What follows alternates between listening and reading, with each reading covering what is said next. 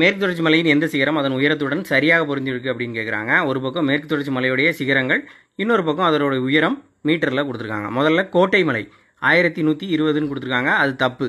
ஏன்னா 2019 தான் கோட்டை மலையோட உயரம். கொரோனா கோட்டை மலைன்னு ஞாபகம் வச்சுக்கலாம். கொரோனா அந்த வருஷம் 2019, அப்போ கொரோனா கோட்டை மலை. அடுத்ததாக முக்குருத்தி 2505ன்னு கொடுத்துருக்காங்க. முக்குருத்தி 2554.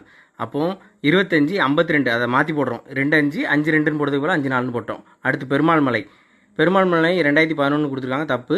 அது 2 2 3 4, அதாவது 2 2 எழுதிக்கிறோம். அப்புறம் 3 4 2 3 4ன்னு பெருமாள் நடந்து வரிசையாக போகிறாருன்னு ஞாபகம் வச்சுக்கலாம்.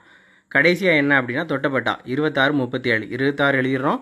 26க்கு அடுத்த நம்பர் 2க்கு அடுத்த நம்பர் 3, 6க்கு அடுத்த நம்பர் 7 அப்படி எழுதிடுறோம். இப்போ தொட்டப்பட்டா தான் சரி. இப்போ இதை வருஷப்படி பார்த்தாலும் தொட்டப்பட்டா தான் உயரம். அதுக்கு அடுத்து கீழே இறங்கி வந்தால் முக்குருத்தி, அதுக்கு கீழே வந்தால் பெருமாள் மலை, பெருமாள் மலைக்கு கீழே தான் கோட்டை மலை. ஸோ இதுதான் ஆர்டர் படி கொடுத்துருக்காங்க.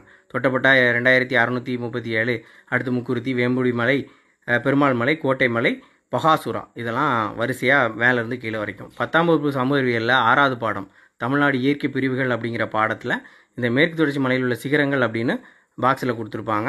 உயரமும் கொடுத்துருப்பாங்க.